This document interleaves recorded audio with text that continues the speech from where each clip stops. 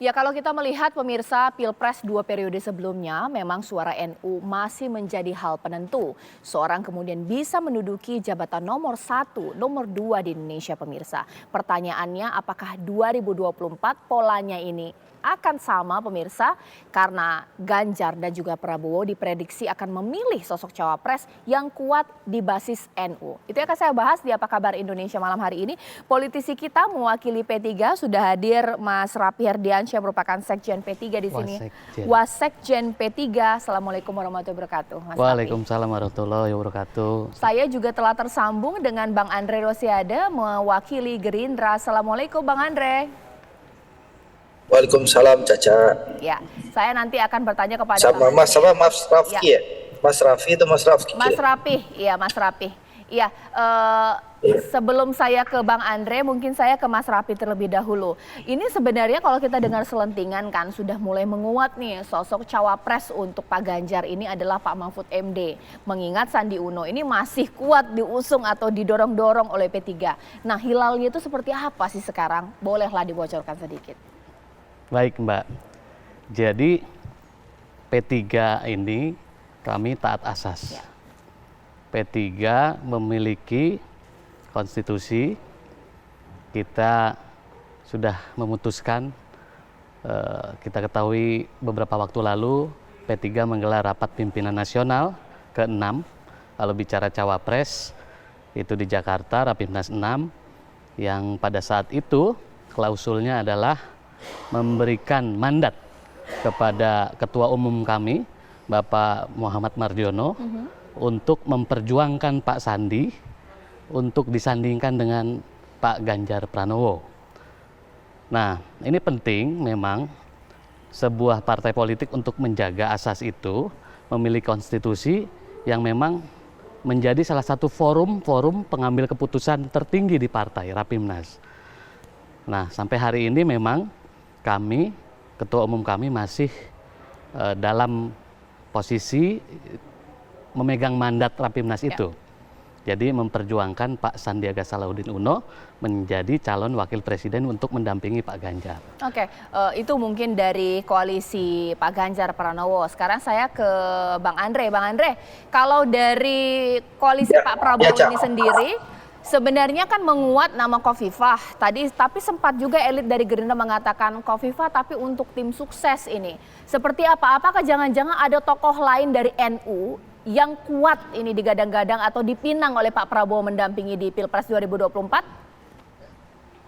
Oh, kalau bicara nama Nahdlatul Ulama, ya, kalau kita mendengar, saya mendengar beberapa hari yang lalu pernyataannya Sekjen PBNU, ada beberapa tokoh NU yang akan ikut kontestasi. Salah satu tadi Pak Mahfud yang disebutkan. Lalu juga ada Bu Khofifah, ya. Lalu juga ada nama Erick Thohir, ya. Lalu juga ada nama Mbak Yeni. Kan itu nama-nama yang beredar mewakili Nahdlatul Ulama. Ini ada 4 nih. Bisa di kubunya saya, kubunya Pak Prabowo, bisa di kubunya Mas Rapih tuh, Mas Ganjar. Nah, pertanyaannya, siapa cawapresnya Pak Prabowo? Apakah Bu Khofifah, Pak Erick Thohir, Mas Gibran, Pak Erlangga, atau nama yang lain? Nah, Caca, dalam 2 hari yang lalu saya sudah diundang di Aki Pagi TV One. Saya sudah menjelaskan bahwasannya waktu mendaftar ke KPU nanti, Pak Prabowo tidak hanya bersama calon wakil presidennya saja, tapi juga membawa yang namanya visi dan misi yang merupakan program keberlanjutan dari pemerintah Pak Jokowi sebelumnya, dan juga tim pemenangan. Dan siapa ketua tim pemenangannya pun harus jelas.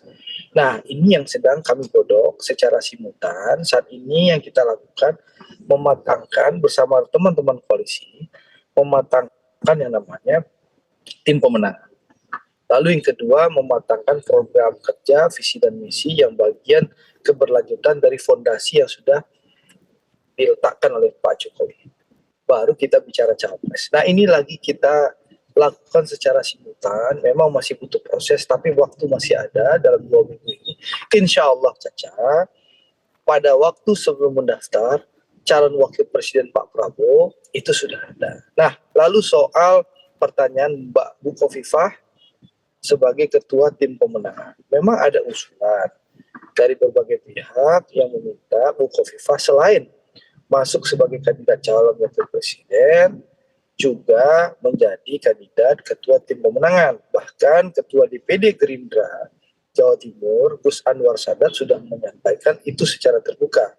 Saya rasa ya selain menjadi figur kandidat cawapres, ya Bu Khofifah saya rasa figur yang sangat layak menjadi ketua tim pemenangan Pak Prabowo. Kenapa? Bu Khofifah kita tahu salah satu tokoh sentral di Jawa Timur. Dan pengalaman 2014 dan 2019 penyebab kekalahan Pak Prabowo dengan Pak Jokowi adalah kalahnya Pak Prabowo di Provinsi Jawa Timur. Dan juga kita tahu, semua orang tahu Bu Khofifah adalah bagian dari timnya Pak Jokowi. Dan Pak Prabowo dan Koalisi Indonesia Maju sudah menyampaikan secara terbuka bahwa kami juga timnya Pak Jokowi.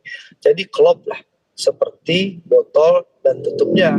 Kalau seandainya Bu Khofifah tidak jadi calon wakil presiden, dia menjadi ketua tim pemenangan Pak Prabowo. Tapi sekali lagi, mau jadi cawapres ataupun ketua tim pemenangan tentu akan diputuskan secara bersama-sama, secara kolektif dan kolegial, musyawarah dan mufakat para ketua umum partai pendukung dan pengusung. Gitu Caca. Iya, ditahan dulu Bang Andre. Sekarang saya sudah bersama dengan Pak Fahri Ali, ini pengamat politik Islam juga di Indonesia nih. Salam hormat Pak.